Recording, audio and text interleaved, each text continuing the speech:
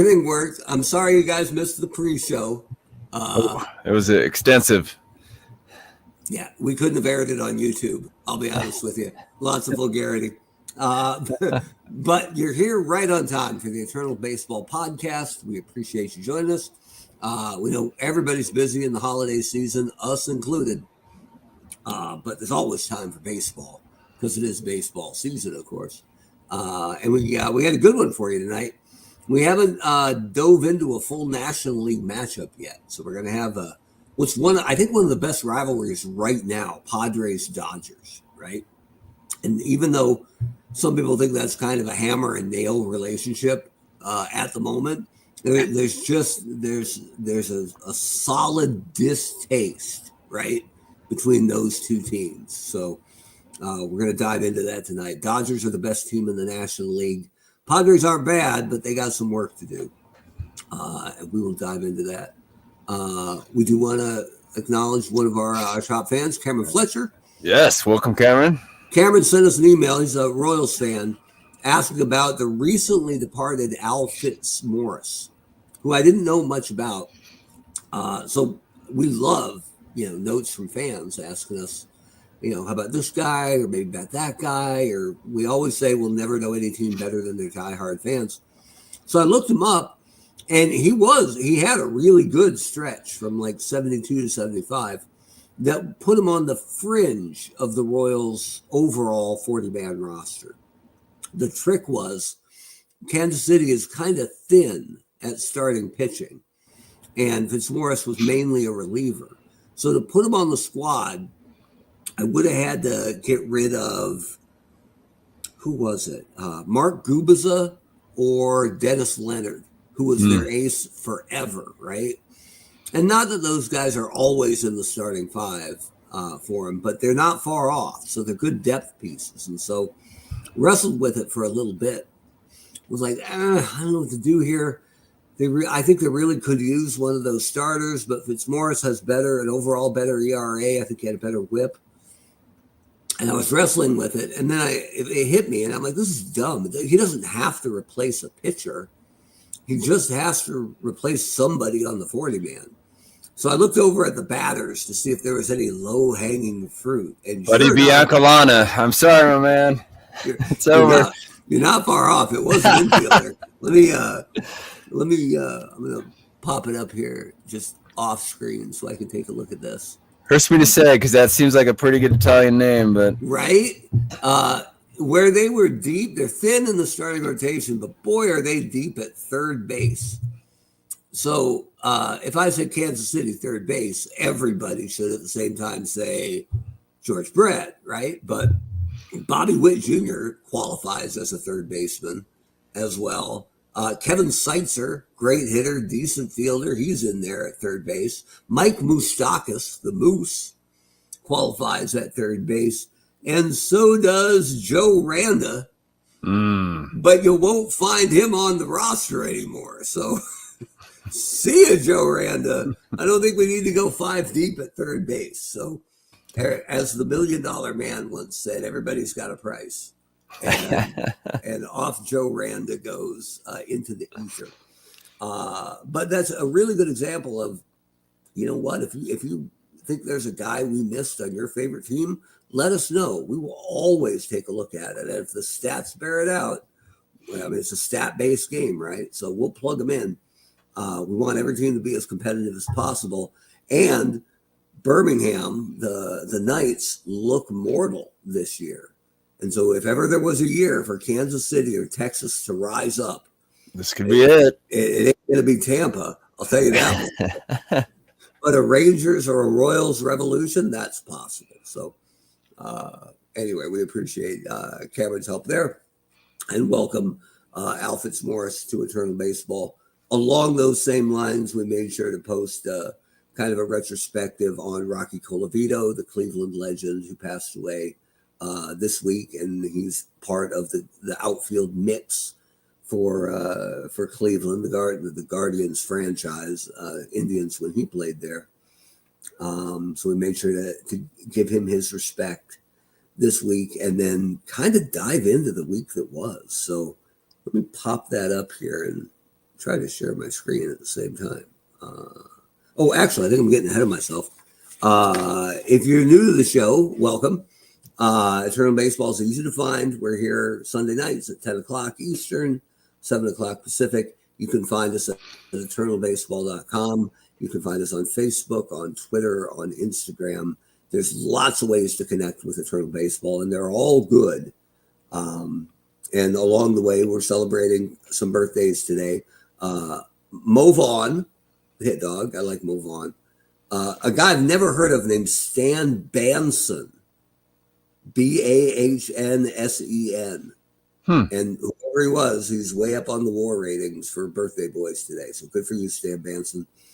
Rick Helling, Ray Herbert, Art Howe, and then the randomest name I could find on the list, Chuck Hockenberry. So I like happy it. birthday, Chuck Hockenberry. Around the league, some of the teams that are taking care of business, the Mariners have won 9 in a row. Here we go. This is the year, Weber. We're doing it. We're going to the Kingdom for the playoffs. You got to break out that Trident hat here sooner or later. Yes. Let me. Don't have it here. It's not crazy deep, right? It's not too far before you're getting into Harold Reynolds and really good players, right? But from an Eternal Baseball perspective, but the top flight guys there, from Griffey and Ichiro and Randy Johnson, and there's a lot of top flight talent in Seattle. So we always thought they had the capacity to put together a haymaker one year, and it looks like this might be the year. So, this is a good point by Cameron. Come down and get your Chuck Hockenberry meat squares for breakfast. Who else? The Giants have won 7 straight. Yankees have won 6 straight. Diamondbacks have lost 6 straight. So, hate to say it, looks like it might be business as usual for those Diamondbacks out there down there in the National League South. But let me fire up the week that was here for our week 5 and share my screen. This one along with the audio. All right, so here we go. As we mentioned, Diamondbacks have lost 6 straight. They had the toughest week of everybody. But other teams scuffling this week include the Reds at 1-5, the Cardinals at 1-5, Tampa. When you're 5-24, 1-5 isn't a bad week. It's just a week, right? It's just your average week. Yeah, it's just whatever. The Texas Rangers 1-5, but the really strong weeks we talked about, the Yankees and the Giants and the Mariners. The Dodgers, who we'll see tonight, 5-1 this week, 4 straight wins, and the Astros 5-1. So if you want to see Kyle Tucker in an Astros jersey, I'm afraid this is the only place you can do it anymore. So come on down, Astro fans. That's wild. We're accepting everybody. Yeah. Okay, so I'm not sure why that's up. I was looking at Kansas City guys for my third base depth. So let me sort my league leaders here to include both leagues. Nobody's hitting 400 anymore. That's just the march of time, right? But Billy Williams at 398 is doing just fine for your Chicago Cubs. Who else is incredible? Al Simmons is having a season. Right. Rumors of his death were widely speculated. I am still not sure what happened there because they said he was injured on December 8th and due back on December 6th. And I'm like, oh, man, that's a bad one. Sorry, Oakland. And then he was in our game of the week last week. So, fine.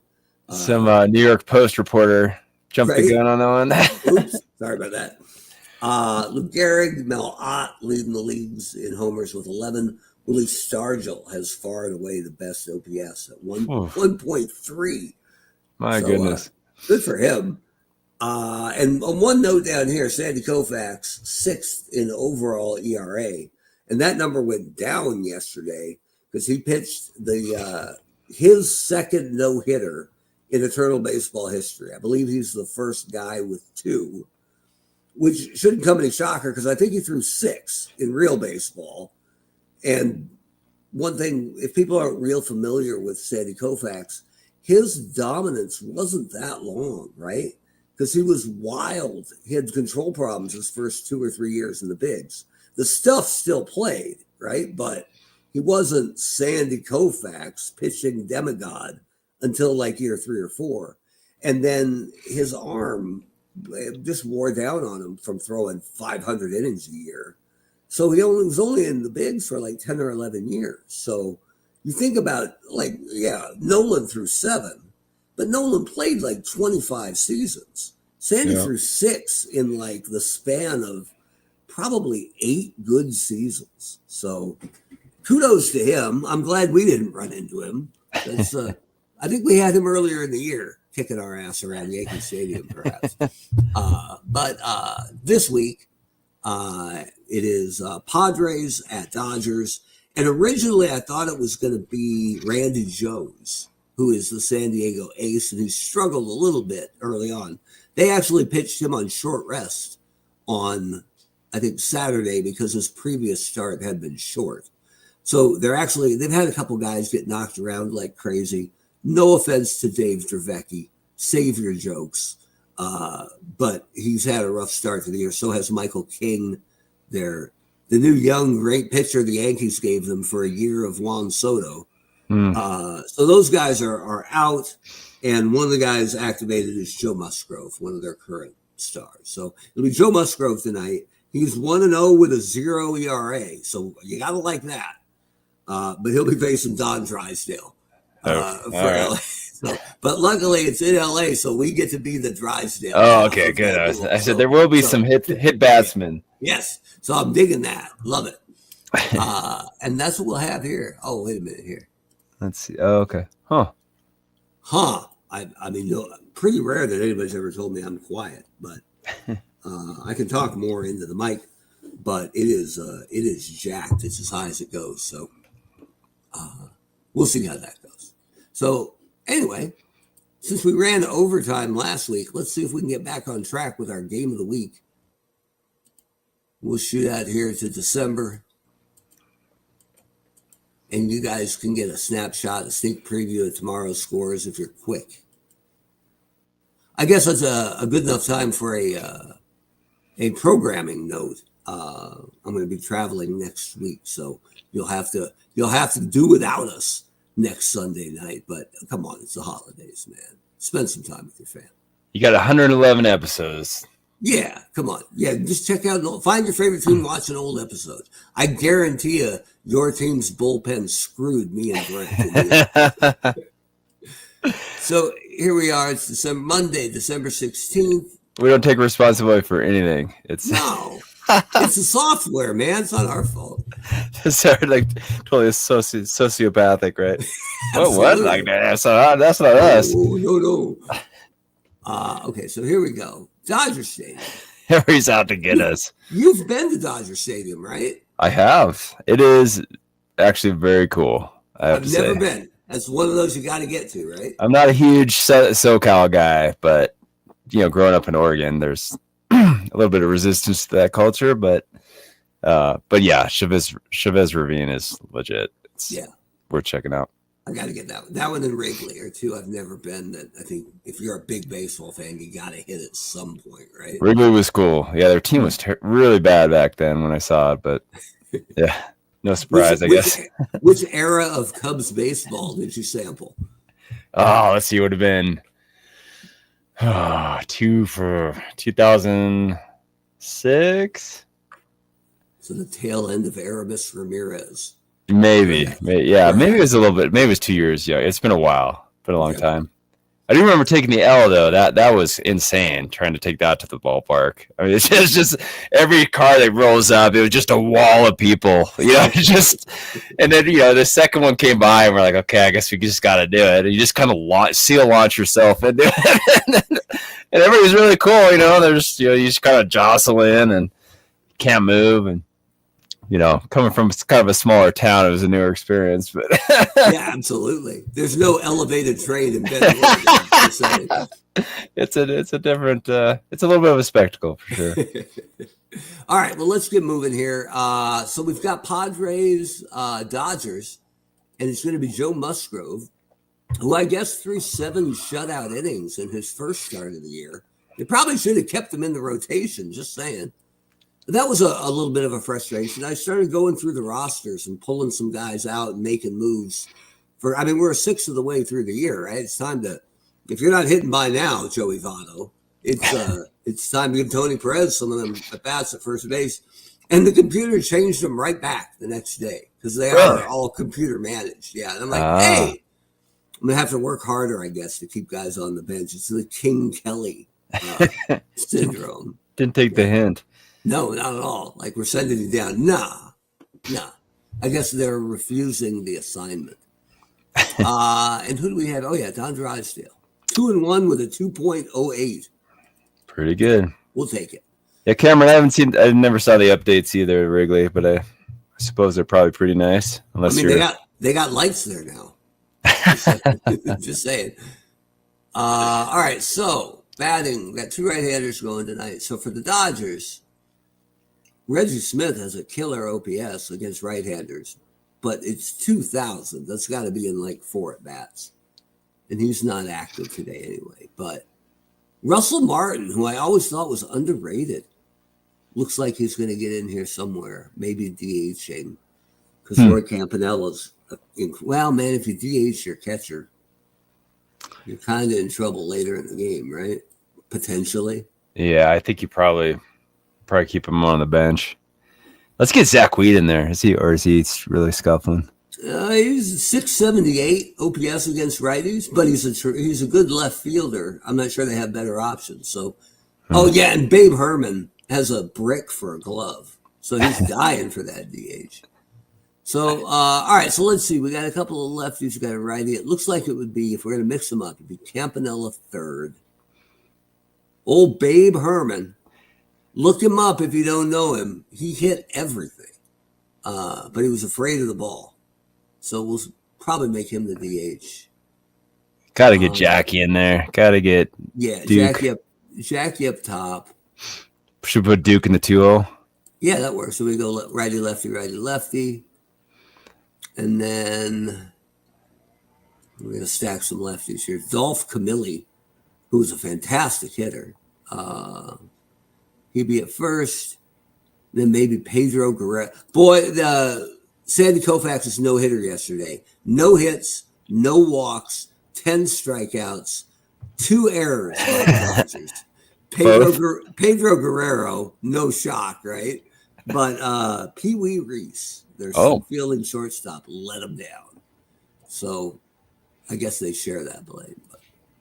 But, so Pedro can play third. I guess it's average. That's not bad. Muncy. Where would Muncy play?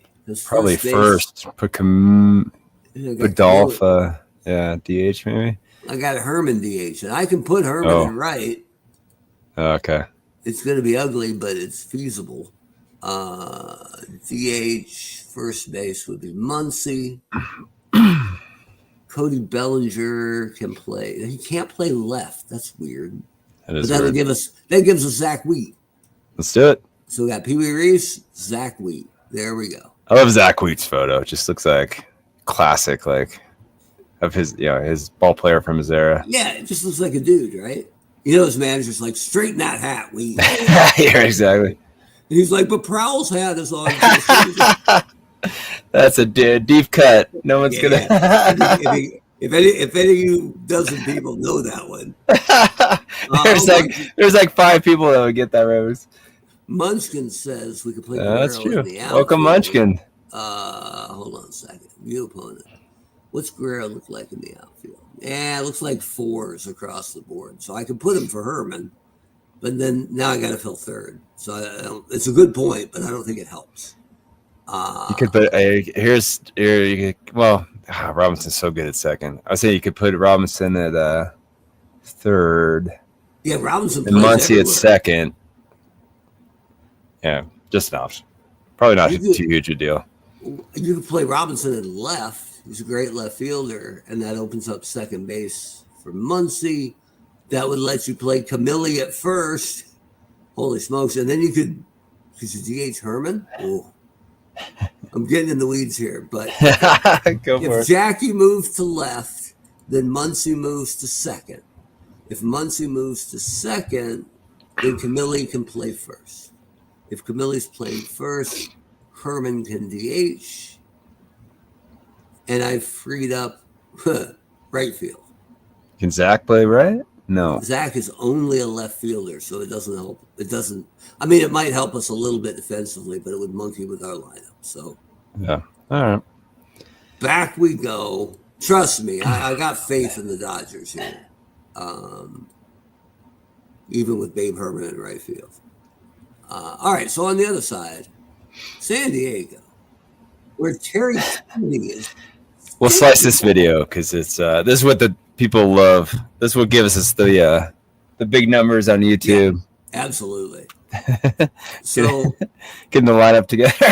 Right, Winfield probably in center, Caminiti at third. They got some bats. They got some talent. Yeah, absolutely. I'm not sure why Klesko is inactive. We'll get him back on the active roster. Nate Colbert hasn't done anything tremendous in his limited opportunities.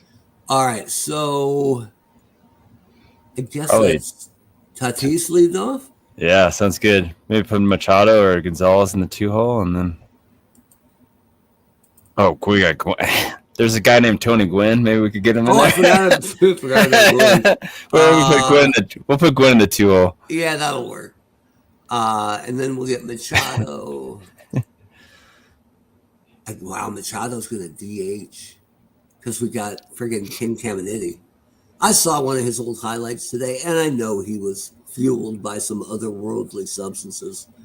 It's just a shot down the line, and he spears it at third, and from his butt, literally sitting on the ground, just uncorks this cannon to first and gets the runner by 3 steps. Man, so good.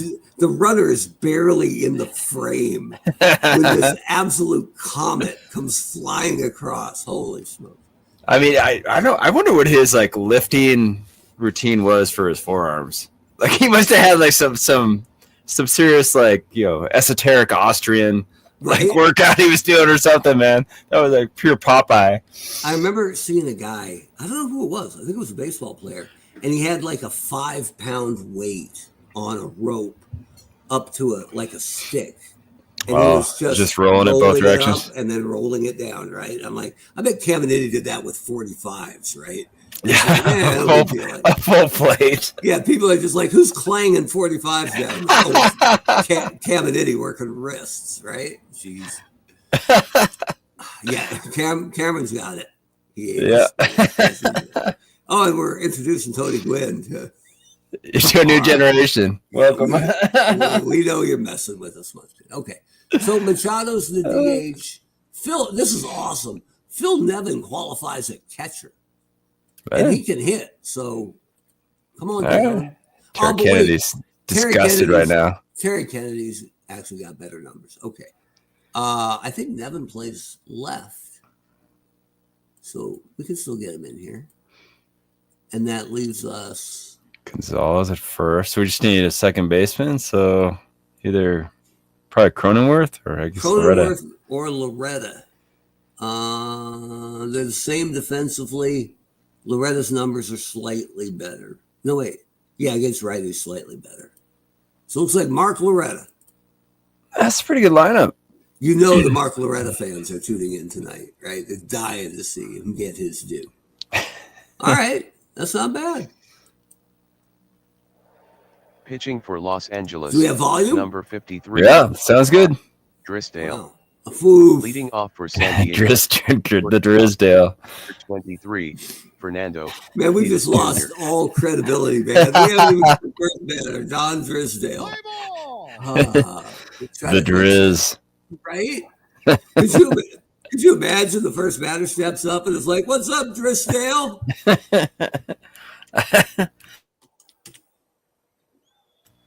Except he wouldn't actually say anything or else he'd get one in the ear. That's what I mean, right? Let's try just like this. Drysdale.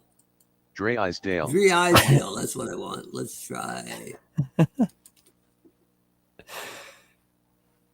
Drysdale. Winner! Nailed it. Way to go.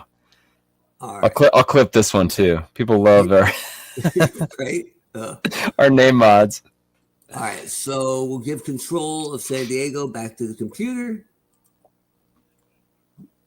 And here we go.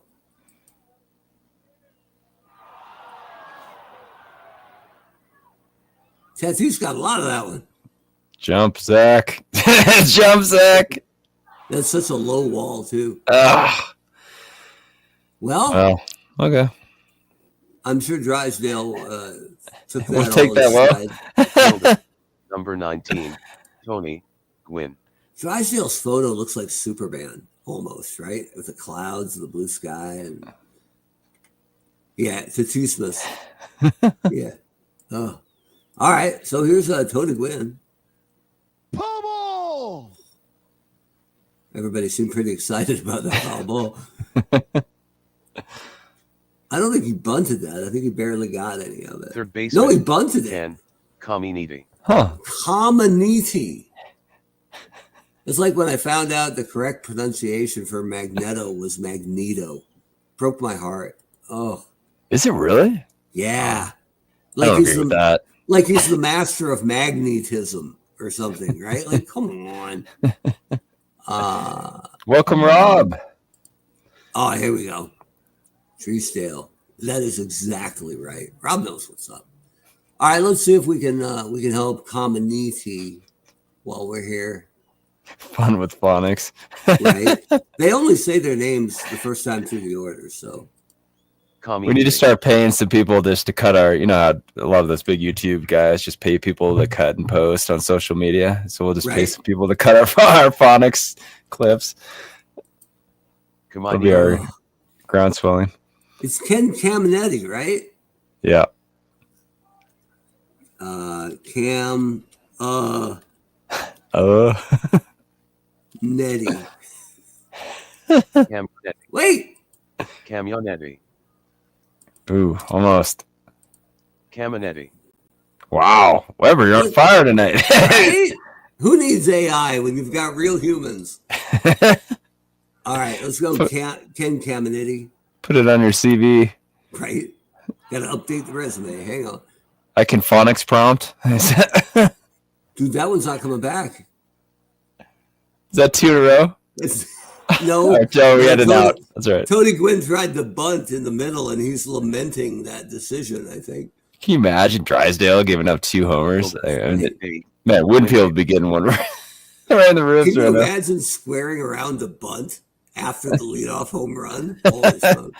Here's Dave. And for you diehard Yankee fans, Winfield played more time in the Bronx than he did in San Diego, but dig it, he can't make that Yankees starting outfield. So he wouldn't play in New York. So he is better suited as the starting center fielder for the San Diego Padres. Plus, he looks good in that hat. He does.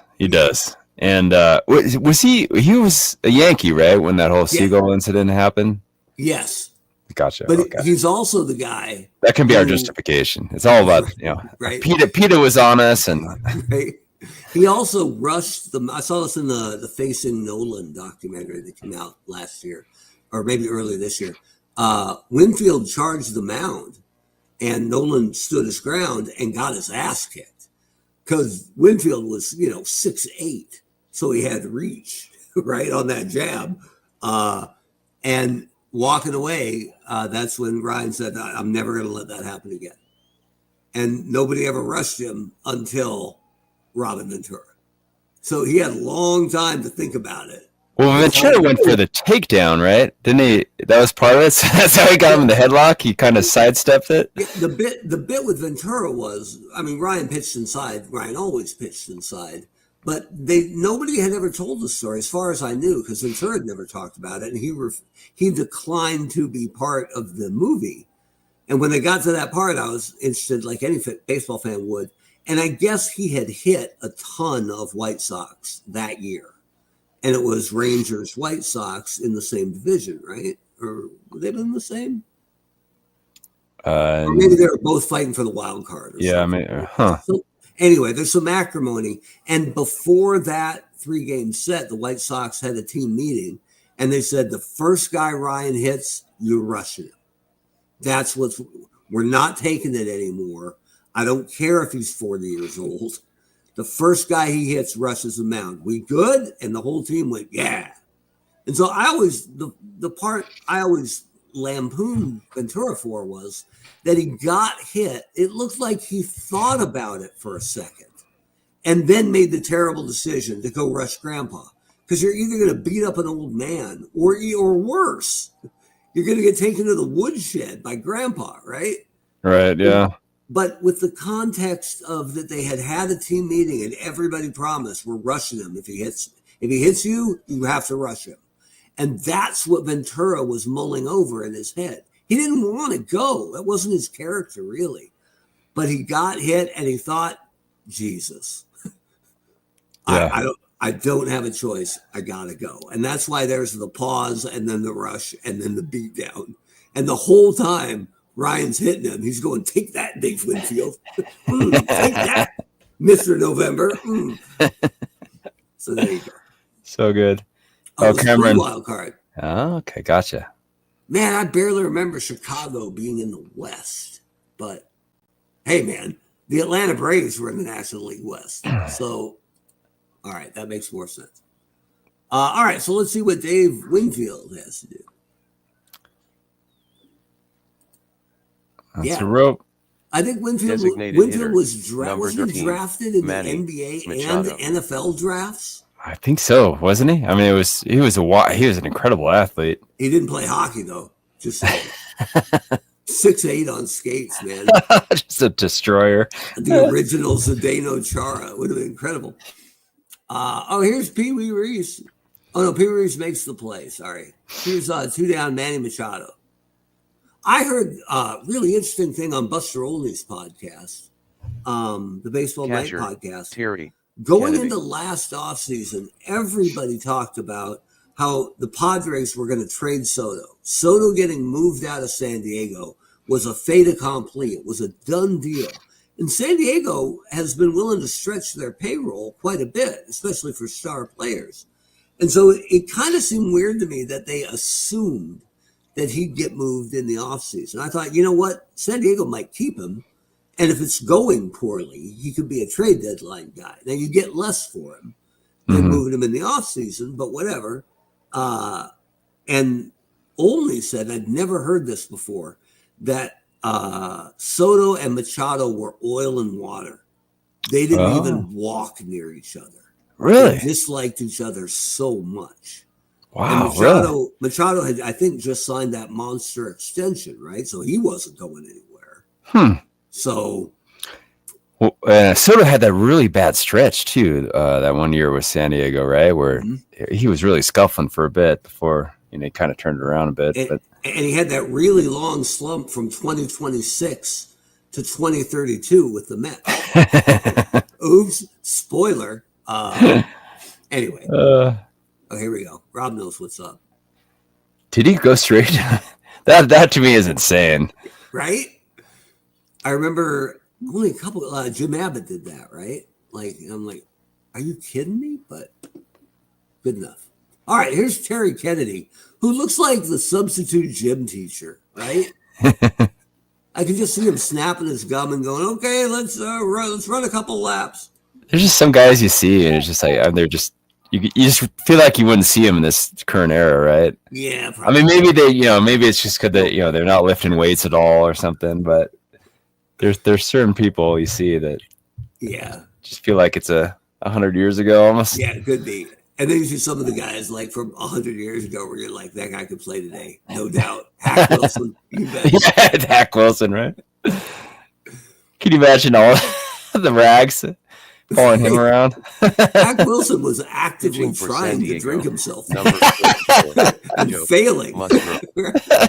Leading off for Los Angeles. Second baseman, number 42, Jackie Robinson. That's such a good pitcher, Jackie, right? Yeah, so good. He's a great bunter, but maybe we'll keep that in our pocket. But when you can ground out to second, you got to do it. I know, right? Center fielder, Duke Snyder. Duke. In a Brooklyn hat. because he's old school. Tony Gwynn's got that. Look how young Gwynn Catcher, is. Roy Campanella. Right? I found like an 85 photo of Tony Gwynn. So good. Where he was like, we're going to beat the Tigers in the series. No, you're He was not. such a good hitter. He could steal bases back then. Roy Campanella got a lot of that, but Gwynn's pretty well under it. And Gwynn was he played San Diego State basketball? Like, it was a very good point guard, right? Yeah. Solid. Yep. And Gwynn's one of those guys I remember, and part of it was collusion. He played in the collusion era. But one of those guys who just stayed in the same city, and it made his aura almost, like his legend, so much better than if he'd have left and gone to Chicago or the Mets or Baltimore or something. Yeah, or anywhere, right? For a year or two, right? Nothing wrong with any of those, because you can flip it and go, how much lesser would we remember Cal Ripken if he'd have spent his last 5 years in Chicago with the White Sox, right? Nothing wrong with the White Sox, but Cal the Oriole and Tony the Padre means something. And Adrian Gonzalez, the can of corn to center field, doesn't mean nothing. Second baseman, Mark Loretta. Here we go, Mark Loretta. We put our faith in you. Hey, Rob has another comment about the straight to pro guys. Yeah. Yeah, that's pretty well. It's just so much money too now at this point, right? It's move them along. I remember there's a story about Abbott I forget what it was. It couldn't have been a tournament, but it was at some point in his University of Michigan career, he had to hit. They were like, no, pitchers hit in this league, or I don't know what it was. So they made him hit. Jim Abbott had one hand, right? Yeah. But there are those hitting drills, right, where you're just doing one hand, right? You freaking hit a triple. Wow. That's my Must boy. have smoked the ball. That's Go impressive. get him, Jim. I think it got stuck under first base, and he just kept running. Here's Mark Loretta. I mean, just his glove transfer was amazing to watch, right? I was so curious to see. I mean, obviously he'd done it for 3-4 years in Michigan, but when he came up, I thought, well, they have to bunt on him, right? If he can't field bunts, it's brutal, but you can't play in the bigs if you can't field a bunt. And I know they bunted on him, I think, in his first start, and he was just like, no problem. Yeah. I still think it's one of the most amazing things I ever saw, that Jim Abbott could not dominate, but he was a damn good pitcher for about a decade in the big leagues. One hand. So cool. Abbott. All right, yeah, you think they would have bunted on him more, but then especially after the shift really came into popularity, and you saw all the guys just keep pulling into it every time. Yep. Here's Fernando Tatis, who probably lockers with Ken Caminiti. Right fielder. Just say. Babe Herman. Here's Babe Herman. Rob has a couple more comments about the college guys. Yeah. Plus, they know how to hit with a metal bat. Just like me. Deep cut night here on that's an even deeper cut. There's only like 3 people who know that one. Yeah, and one of them doesn't remember it. All right, so here's Babe Herman. Track 3. Sitting down. Designated hitter, number 4. We're gonna get no hit. We're gonna get no hit by Musgrave. Oh, jeez. Dolph looks like he probably was a middle linebacker in high school. Probably. Yeah, that guy played some. Played on the gridiron a little bit. There's some beef there. Oh, but he's walking. Welcome, Dave. Hello, Dave. Welcome to the show. We don't have a hit yet. We don't have a hit yet. 2 homers in the first, no hits for us. Here's Pedro Guerrero. I should have looked up to see if it was him or Reese who actually cost the perfect game yesterday. Because the second guy doesn't matter, right? Whatever. Well, Reese was such a nice guy that he probably would have made an error on purpose, right? Just to make Guerrero feel better. I mean, they won 11-0. So probably okay. Oh, Cameron has some stats for us. Oh, look at this.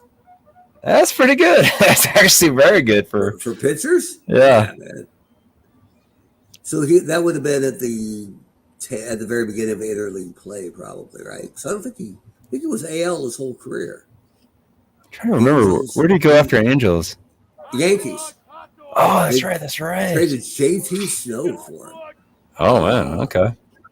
But there was somewhere after New York, and I forget where. Maybe Chicago, maybe the White Sox. Somebody out there is going to tell us. But right now, it's time for Max Muncy. That funky Muncy. Oh, he got a lot of do you that. get it? Come on, Max. Oh, Tony Gwynn has no clue on this. it's gone. See ya. Wow. There we go. Just like that. Oh, Cameron, the Brewers. Thank you, sir. Oh, wow. Okay. Shortstop, Pee Wee Reese. Pee Wee Reese looks 51 years old here, but just sneaking on the roster, right? Strike 3. Oh, he swings like a 51-year-old, too. Here's Tony Gwynn, who's a fantastic bunter, but wasn't in the first inning. Zach Weed is under it. Can he get there? You bet. And his cap is intact. Cam and Eddie, man. Cam's just like so. Dude. Like his stares. Top 10. I think his goatee could beat me up.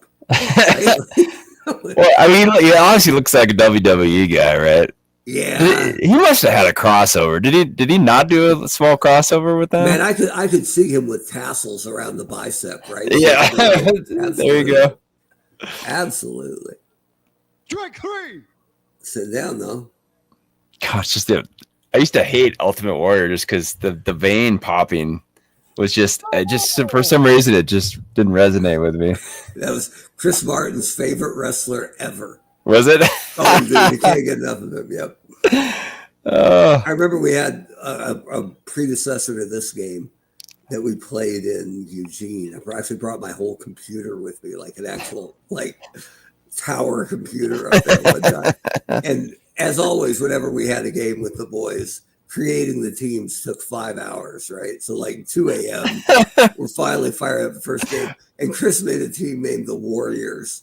And they were 1 through 9. They were all named Warrior, Ultimate. And they were all like 200 hitters with 40 homers. As I recall, they didn't field real well. Man, can you imagine being the phlebotomist when he went in for blood work? Oh, man. Just been like, oh my God, this is my favorite person ever. Yeah, I have so many to choose from. Here's Dave Winfield. Yeah, Rob's right. Feels like it. He got some of that, but Duke Snyder's under it. Oh, Snyder bumbles it. Oh, what? Oh, but he held on. Oh, snow coned it. Zach. He dives, bobbles the ball, and makes a sensational catch. Good for you, Duke. His 6th great play of the year. And if you think about it, being it's early still. 9 games into the season, he's on pace to make 30 great plays in center field. You might be looking at a Gold Glove this year, Duke. That ain't bad. Here's Zach Weed. Maybe we can't use the term Gold Glove. We call them fielding champions. So there you go. Kind of like the big game, right? Tostitos chips for the big game. It's the Fool's Gold Glove. That's it. Here's Jackie Robinson tapping out to second again. Somewhere Yogi Berra's thinking, good. It was one of my favorite bits ever. They had a clip with Yogi just a couple years before he passed, and he was in the Yankee clubhouse, and Mariano Rivera came in, and everybody loved Yogi in general, but the Yankees loved when he came around because he stayed sharp till the end mentally. So, I mean, what's better than getting live Yogiisms, right? And so Rivera came in, and he was like, "Poppy, so good to see you," and he had to get down to get the hug. And then he said, "I always want to ask you, Poppy, Jackie Robinson," and Yogi said, "Out." He was out, and he wasn't. He was real serious about it, right? Like it wasn't a joke to him. He was mad about that call till the day he died. Well, I mean, you saw his reaction, right? Yeah. When it first happened. Yeah. he kind of lost his mind a little bit, which is solid. All right, here's Duke Snyder. That doesn't have the distance at all.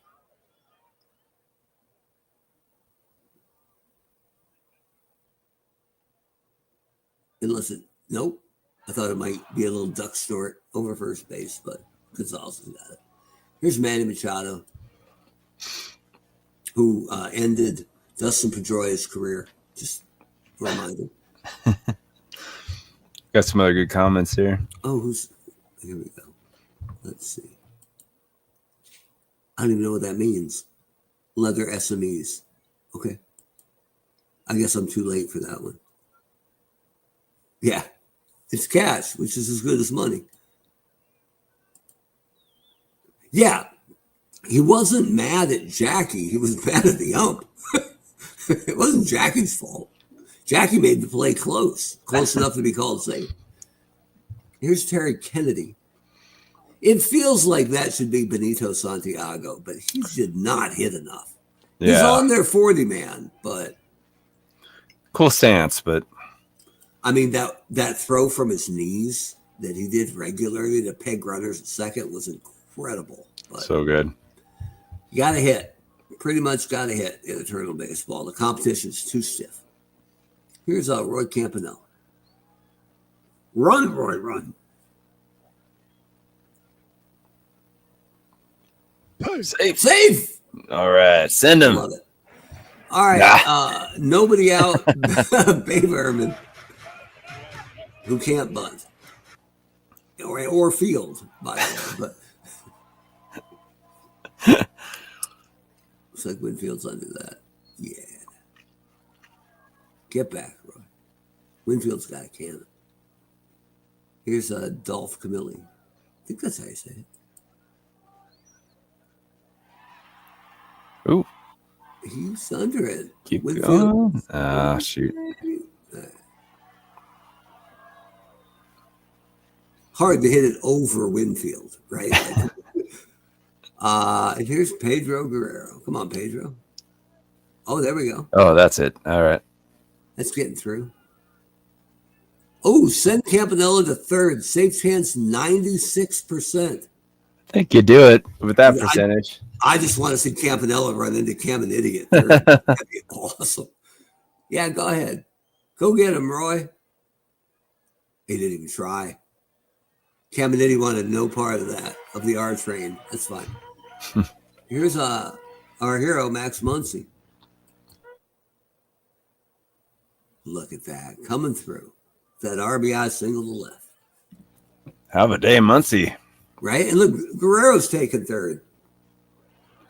Like he's Davy Lopes or something. All right, come on, Pee Wee. 2 outs. Pee Wee Reeves at the plate. Muncy has 78% to steal second. What's Reese's bunting? An 8? Ooh, I think we should bunt for a base hit. Sending Guerrero. Is it an actual squeeze? Oh, it's not a squeeze. I think if we bunt for a base hit, he'll score, I would imagine. Terry, there's 2 down, though. Is that okay? Yeah, let's try it. Let's get a little weird. Kenny's like, I think something's happening. They've been talking for a long time. I've never seen this side before. Oh, he's there. It worked. It worked. Run. Whoa, he's fast. Wow. He's in there. Hey, look at that, man. It worked. Nice. How much is I'm going to call it a night. Right? I'm guessing offensive coordinator for the Eternal Baseball doesn't pay a whole lot, but all right. Here's Zach Wheat. That call alone should give me an interview in some front office. Pretty solid, right? And they're like, was there some analytic evidence you had going for it? Like, no, I managed by my gut, right? Like, I'm sure they'd love to hear that. That's the one thing those guys love to hear. Right. He just looks like a ball player. Yeah, that's it. He's got an ugly girlfriend. We can't draft him. Low self-confidence. So here's we should make a list. We should make a list of all those. Those too good. Mark Loretta. He's got big shoulders. Right.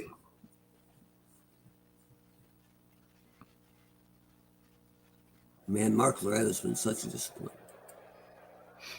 Strike 3. You know, he went back to the dugout, and when he walked by, Cronenworth went, bitch. What'd you say? Nothing. The Driz is settling in. Yeah, dude. Jackie got some of that. Not enough, though. There's Duke Snyder. Strike 3. Sitting there. Hero. 2 down for Roy Campanella. Let's see if Winfield's got this. He did. Come on. Tony 0 for 2 Gwynn. Oh, he did bunt. That bastard. Jeez, he got there in a hurry. Well, the throw goes to right. Oh, not to Herman. Herman. Oh, wait. But Herman apparently made a kick save on it out there in right field. That was O'Neill, right? That just kicked it in that one. And the best part was I think it was the tying run scored, but the go-ahead run got stopped because he kicked it to the cutoff man. He hit the cutoff man with his friggin' foot. Outstanding. So good. Because it went up. It was a single, so it came up and he missed. It came up on him and it went off his chest. And then he tried to grab it coming down with the glove and he didn't get it, so it bounced right in front of him. So he was looking at this ball he just butchered twice. And he just went, son of a bitch. that Irish anger just flared. He's just like, he hit the cutoff man and held the runner. It's amazing. This was Yankees and not Reds, right? No, it was Reds. Yeah, it was Reds. That's right. It was Reds. And I don't remember what happened after that, if they won or lost the game. I just remember the video of the guy scrambling around third and the coach holding him up. That one and the one where Cone against the Braves, I remember I saw it on TBS. David Cone ran over, bases loaded, 2 outs, grounder back to the pitcher or to his left. And the first baseman was too far back or whatever. Cone took it himself and got the bag before the runner, but they called the runner safe. And Cone lost it on the ump. Was just in a screaming argument with him. And somebody, the first baseman, I think, had to come pry the ball out of Cone's glove because the runners were still going. I believe he cleared the bases. Because Cone was so mad at the butchered call at first. And when he turned around, and young Cone was a little wilder in personality than Yankee Cone. When he turned around, still mad at the ump and saw there was only a runner on first now. Holy smokes. That was a good one. Oh, cameras, yeah. That's right. That was the thing about O'Neill is people remember him as this crazed caveman, wild man.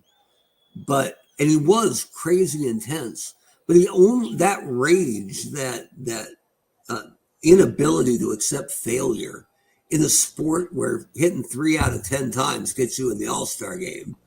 He was only ever mad at himself and water coolers. Right? He never, ever turned any of that on a teammate. That wasn't what he was about. They loved him. He was a great teammate. He just couldn't deal with failure. I remember in one of the early, he got to the Yankees when the Yankees were getting good in 94. There was a game in 94 and 95 where he just smoked 4 lineouts, right? And after the 4th one, he came back and he literally had the Popeye steam coming out of his ears, right? And Torrey and Don Zimmer were trying their best not to lose it because they thought he might literally like flame on like the Human Torch. And when he got to the dugout, he just slammed his bat down and went to the back of the dugout. And as soon as he got past them, they couldn't take it anymore. And they just exploded in laughter. It's a great bit. All right, anyway, here's Ken Caminiti, whose name I fixed. Grounded out to first. And Dave Winfield with 1 out. Winfield hasn't had a great year so far, as Duke Snyder will attest.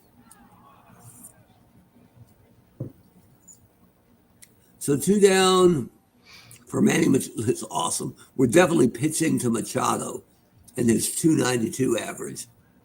Because Terry Kennedy's hitting 405, baby. Wow. We don't want any part of Terry Kennedy. He'll make us run laps. I guarantee it. Uh-oh. Zach, we get some popcorn. Bubble!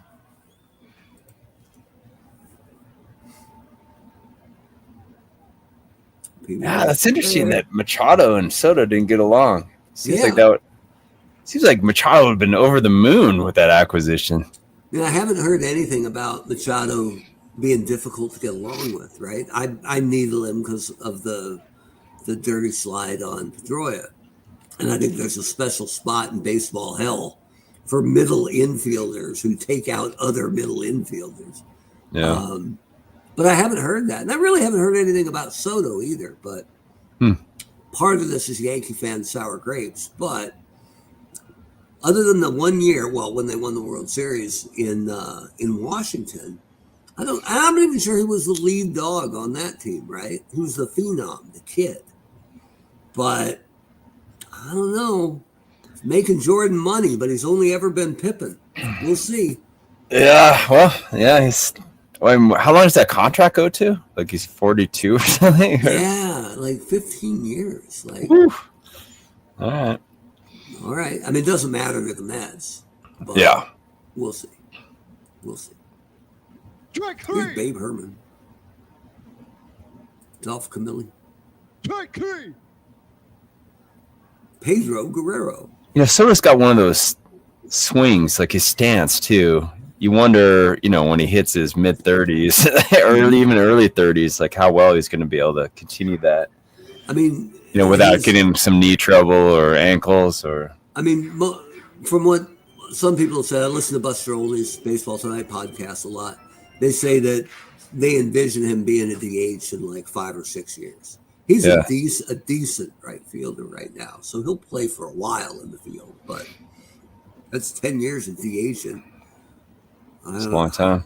I mean, I don't bemoan the players at all when they make crazy money, right? People who take the owner's side against the players as though they can understand. I guess it's because everybody's like, "Oh, I played baseball, right? Can't believe he's getting paid that for something I used to do for fun." Nobody's ever like, "Well, I used to be a billionaire."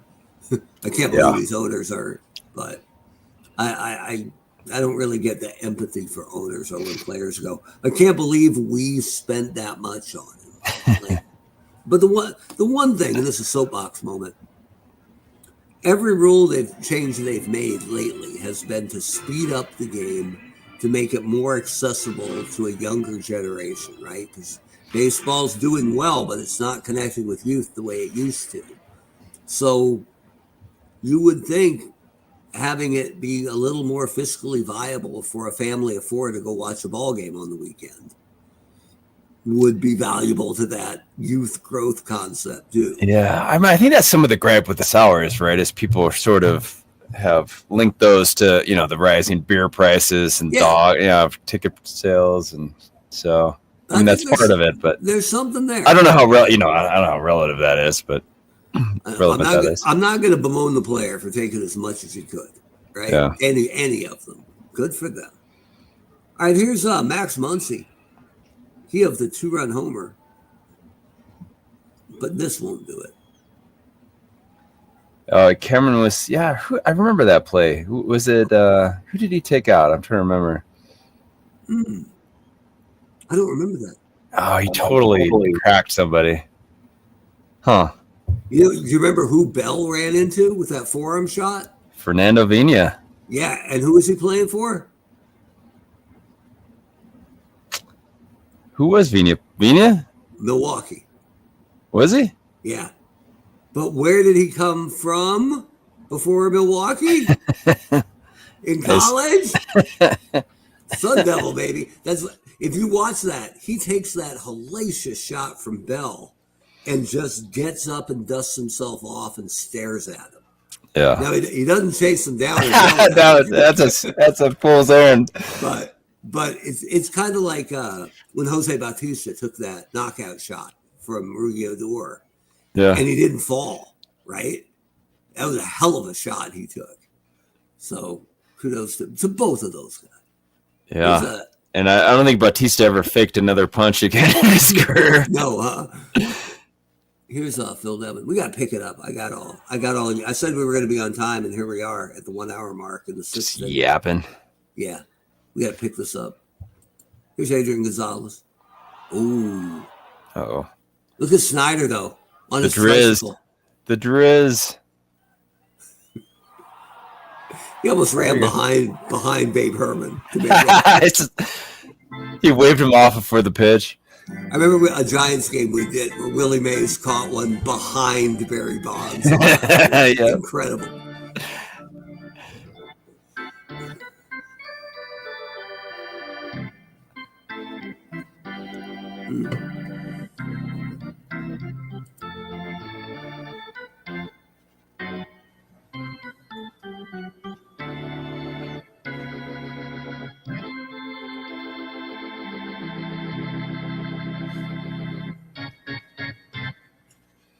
Here's Cameron with a 4-1-1 on Interesting. the Bell. And Bell didn't get thrown out. They just called him out. He went to the dugout. Okay. Here's Pee Wee Reese. Oh man, did he get it? No. He fouled out. I think where Vigna was asking for it was when he planted that Michigan flag in the middle of the field. And they had to kick it off. Here's Zach Wheat. Oh, I haven't even checked our relievers for LA. They got some good ones. We got Gagne and Kenley Jansen. Powerball! And, oh, geez. All right, so Musgrove's almost out of pitches. And I don't know if the computers noticed. So we're going to help them out a little bit here. Check out their roster. We got a good mix of lefties and righties coming up. So looking at San Diego's pitchers and their ERAs so far, Hoffman's their closer and hasn't been scored on yet. But Scott Linebrink and Kirby Yates are their next two best with Mark Davis. Wow. Cy Young Award winner, Mark Davis, as a lefty out of the pen. So there are some lefties coming up, but a couple of righties first. So in the bullpen, it's Scott Linebrink. Is it Linebrink? I thought it was Linebrink, but or maybe Kirby Yates. It's pretty legit. Yeah, Yates is probably a better call. All right, so we'll control this just for a second to pitch and hit. Take key! Yeah, he's almost done. And we got a righty and two lefties. So we'll make a mound trip. Musgrove looks tired. We'll sit down Linebrink. We'll get Mark Davis ready for the lefties. And we will bring in Kirby Yates. Nope, I did that wrong. Bring in Kirby Yates. There we go.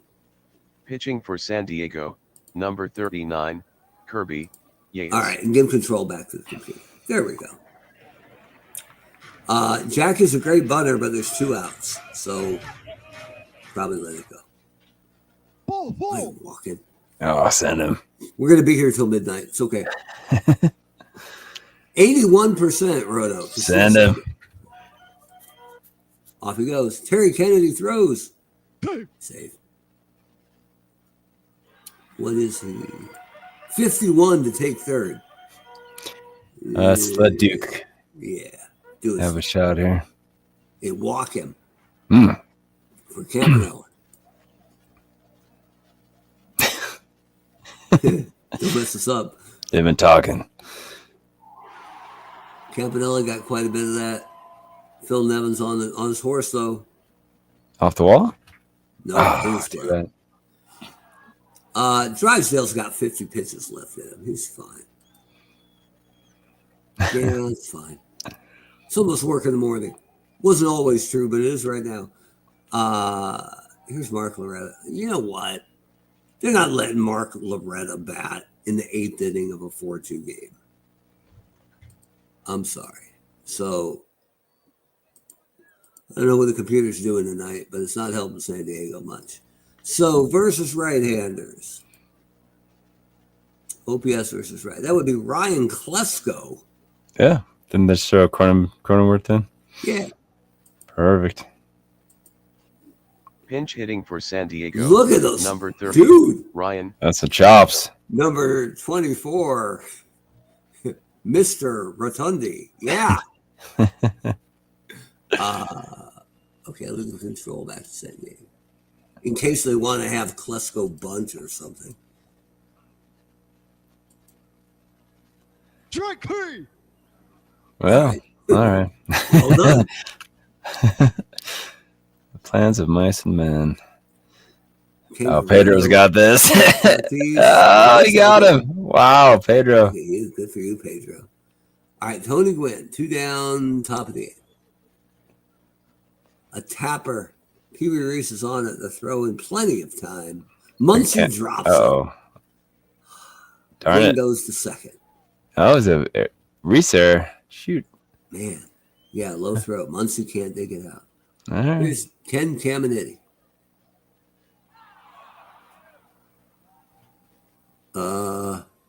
Jump. He's got it. Wow, I wasn't sure about that one. All right, so Mark Davis is ready, and we got 2 lefties coming up. So nothing wrong with Kirby Yates, but he pitches with the wrong hand. So in our eternal quest to help San Diego have a fighting shot here,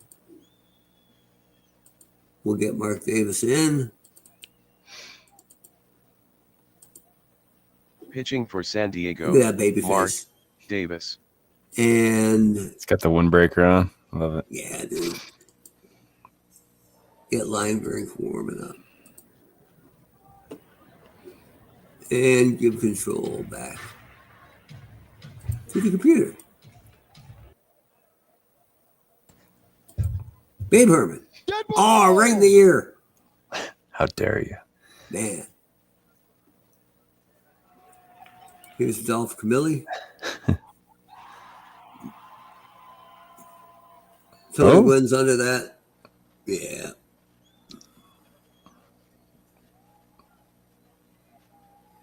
Babe Herman's moonwalking. That's kind of cool. 68% for Babe Herman there, Roto. Yeah, if you're feeling it, let's do it. I'm not, but you are usually, so. Pedro's. Let's let Pedro rip. Okay. Well, he hit it very high. Caminiti has a protein shake waiting for it. Cameron's teasing us about our bullpen issues. Right. I know. So sensitive about that. Here's Muncy. A lefty, so it makes sense. Dude, he's having a... Pummel. Did you get it? Oh, Nope. phew. Man, he was hustling, though. Not for lack of effort. Muncy's having a day. Or Yeah, it really is. jinxed it. Yeah, right. So here we are, 9th inning. Just let it ride. Get Gagne rolling. up. Yeah, we'll get somebody at least warming. Oh, I forgot Jansen. Yeah, Jansen, too. Yeah, there's that Jansen guy. Yeah. Yeah, the Red Sox let Jansen walk and sign Chapman. I saw that. Okay, Jansen must have really not fit in that clubhouse or something. I guess. I mean, bear in mind that Chapman's the guy who got a leg tattoo in September in his last year for the Yankees, and it got infected. So he was unable to pitch the last 2 weeks. And then they left him off the playoff roster. Or no, he was on the roster but didn't show up because he thought didn't show up for the bus because he thought he wouldn't be on the roster. Something like that. Yeah, go get him. Wait, where was he getting tattooed? Right? Why did he get a leg tattoo during the season? Come on. And You're funny. this is Yankee fan talking here, but if you thought the Red Sox were seriously bidding on Soto when they haven't spent money since letting Betts walk, since trading Betts away, where have they spent the rest of that money? What did they do? They traded 4 good prospects for Garrett Crochet, who doesn't make any money. Yeah. So it's been a long time since the Red Sox actually spent any money. Red Sox fans, just say it. So when they tell you they went hard after Soto, okay, sure.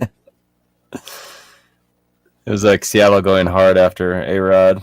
Right?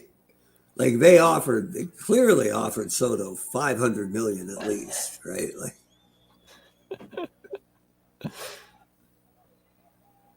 Oh, that's a tough contract, though. I don't know. I'm one of those fans that sort of has a contract threshold. yeah, Where they make a certain amount of money. It's like, I don't know, man. I'm not pro owner, but at the same time, it's like, this seems really, really high. I kind of understood the Ohtani one, right? Given the international marketing appeal and he's a unicorn, right? There's nobody like him. Oh, yeah, just merchandise for him in the Far East is got to be insane. Got it. You bet. Here's a boss will be on that Roki Sasaki kid who's coming over young.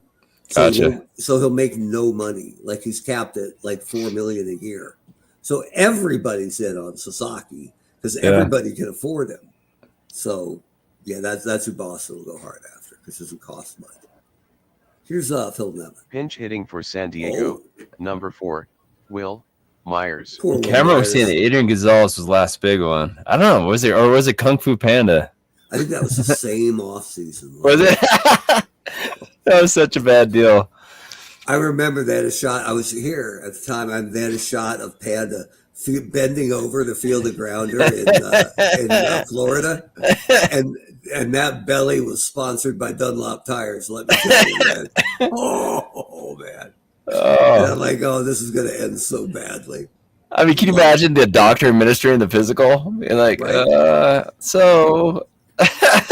Keep in mind that Boston traded and paid for Chris Sale to go to Atlanta to win the National League Cy Young this year, so they could get backup middle infielder Vaughn Grissom, who spent the year not playing well in Worcester. Man. Just saying. Oh, look at Will Myers coming off the bench like a hero.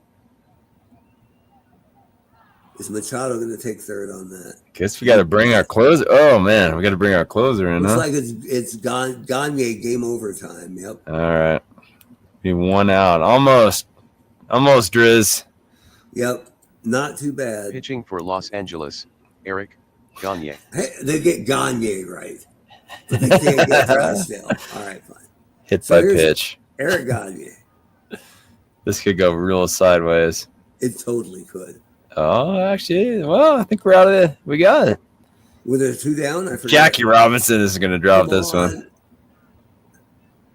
Jackie probably hot dog get caught up behind his back or something.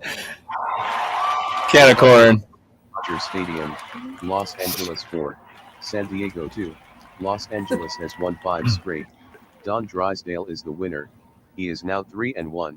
You did. You nailed that pronunciation. I'll give you that. Not bad, right? Eric Gagne gets the save. Number 3. Ken Caminetti hit home run number 4 on the season. Fernando Tatis Jr. hit number 5. Max Muncy hit number 6. Time of the game, 2 hours, 54 minutes. Just like that. Rob Manfred would be so proud of us. Kirby Yates pitched a third of an inning, walked 2 guys, and we got him out of there quick. But he had double stuff. Wow. He was going to roll, but we didn't let him. Too much adrenaline. Third save for Eric Gagne.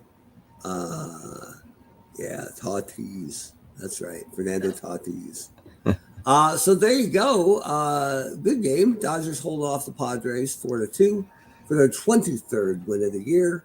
If you like what you saw here, but it wasn't one of your favorite teams, I guarantee you, your favorite team has been on the podcast in the first 112 shows. So take a look at the archive. I'm sure you can find it. Like we said, with the holidays coming, we are going to take at least a week off next week while I'll be traveling. But we appreciate you joining us, helping us with the things we got right, the things we got wrong. Looking up stats. Appreciate it. Yeah, always. It's good to have a research department backing us up. We don't remember everything that correctly. Much at all. No, or at all. And we got a game to play, man. We got winning baseball to take care of. So anyway, if you enjoyed the Eternal Baseball podcast, make sure to check out our homepage at eternalbaseball.com. Follow us on Facebook. Like the video. Subscribe to the channel. All that good stuff. You can find us on Twitter. You can find us on Instagram. There's no shortage of ways that you can interact with Eternal Baseball. And happy holidays to everybody out there. Enjoy the week off. And, we appreciate you joining us here on the Eternal Baseball Podcast. Thanks, everyone.